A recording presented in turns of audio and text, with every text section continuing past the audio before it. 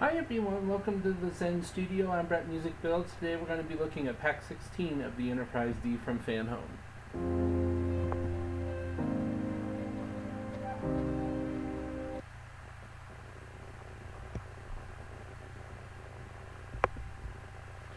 Alright, Pack 16 I've been working on for a couple of months, and I'll go ahead and I'll show you why. If you're here looking for a how-to video about how to build this stock, this isn't the place for you to be. If you're looking for a build guide on how to build Pack 16, this is also not the place that you want to be. I'm going to showcase what I have done with my electrics on this model. So we'll go ahead and I'll show you a little bit of the magazine and some of the parts, and then I'll show you what I've been up to on this.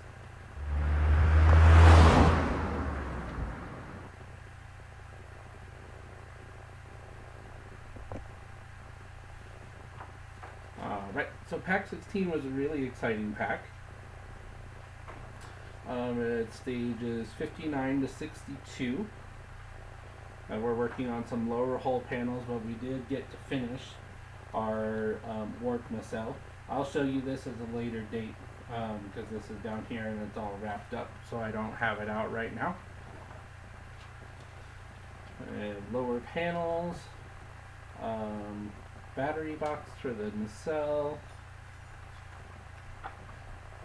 and all those good fun things. And then we do have the base of the drive section. I will show you this, so give me just a minute, I'll get that up on the workbench. Okay, and here's that piece. This is the top part of the secondary hull, so the deflector dish is going to go right here. We installed these two posts. We have a couple more to put in here, and we also installed this circuit board.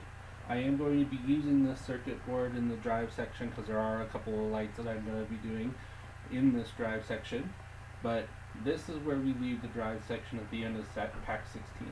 So I'm going to put this to one side, and we're going to go up to the saucer because that's where all the magic is right now. Alright, to start with, we have the top side of the saucer section. All of the top panels are on right now, and everything does light up. I'll get to that here in a little bit. And we're starting to put, if I get it in camera, these front panels. Spin this around with the windows, which is looking really good. I do have these wires on the outside, and I'll show you what's going on with those. But if I flip it over, this is what I have going on in terms of wiring. So this is a pretty basic system. It's completely custom from the ground up. So we have LED strips that are going to be illuminating all of the windows instead of using all the individual LEDs. Originally when I did this ship, I was going to power mod it, and I was going to do just the dynamic lights as custom and use the lights that come with it. I decided not to do that. The decision was made for me because I glued one of these in, and I needed to take it out to get it through the frame, and I broke the LED, and that was the end of that. So I will do a video later about how I do these reflectors in these windows, because I do have a ton to do on the bottom. We have an Arduino Nano chip, which is right here, and that is powering all of my static lights in the saucer section. And then we do have one of the tester boards that came with stage 3 of this build, which is powering a couple of the lights. I had already gone down the road on the bridge lights using the stock ones, and I really liked the result that I was getting out of them, so I went ahead and I left those alone. And this board is powered from this nano chip, so I have a cable running from the nano chip to this board. What that does is I'm running my Enterprise off of 9 volts. And what that does is an Arduino Nano will step it anything down to 5 volts. So I can run power from this, as long as it's a sustained light, to this board, and it lights up just fine. And you'll see that in a minute. So my entire ship for the dynamic lights is going to be powered by the drive section. So there's going to be another nano chip in the drive section that will have all of the dynamics to it. And it's going to be powered by 3 cables. I have a green one I've marked in green, one in blue, and one is red. The green one is for navigation lights, the blue one is for the beacon, and the red one is for all of the other power. You can run an Arduino Nano chip on 9 volts, not 12, even though they say that you can. You will blow up a Nano at 12 volts. So my entire Enterprise is going to be run on 9 volts. Alright, we're back right side up. So I have my 3 cables coming out of here. What I'm going to do for now, this is another nano chip that I've wired up just to test these out. This is not the one that's going to go in my drive section. I will make up a new one for that. But it is going to control the dynamic lights on my saucer for right now. So I have blue and green, so navs and beacons. And these are male-to-male JST extension leads that came with this build. I can't remember what stage they came in, but they're really, really handy for testing this right now. Later on, just to give you an idea, I will be using these in the drive section. These are extension leads. These came from our brilliant wizard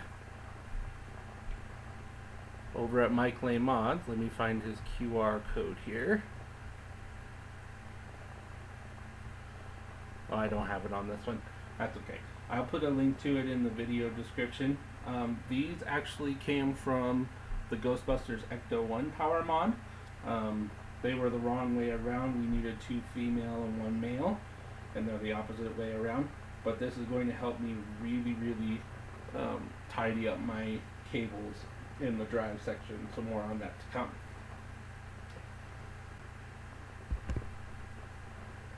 Okay.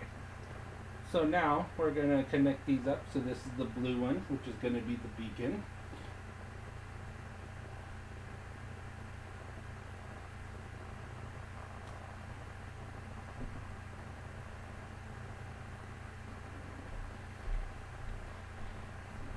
Do this because it's on camera that it's not working.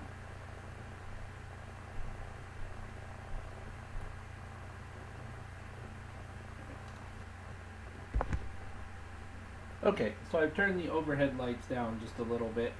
So this is a buck converter. So I'm running a 12 volt power supply into this side of the buck converter, and out this side there's going to be 9 volts going in, so I make sure that I don't blow these saucer electrics. At the end of the build, I will just get a 9 volt power supply, so it'll be one power supply that's going to power the entire unit. So let's see if we can get this on.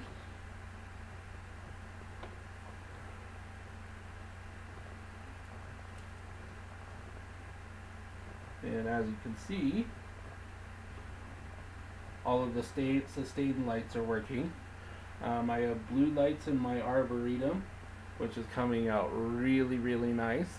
And all of my window lights are on. And I wound up managing to get a really cool bridge flood coming out of this, which I'm really, really happy about.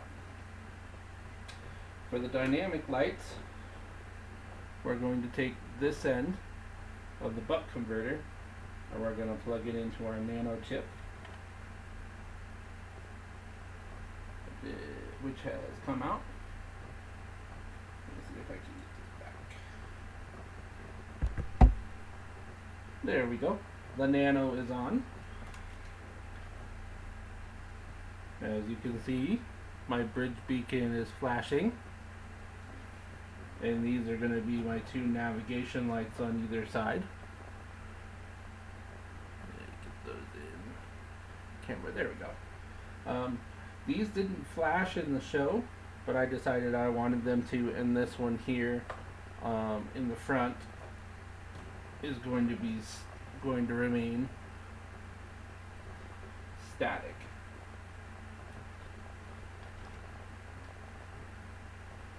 So this is the basic layout of my Enterprise D. This is looking absolutely spectacular. I'm really happy. So what we're gonna do is I'm gonna turn all the lights off.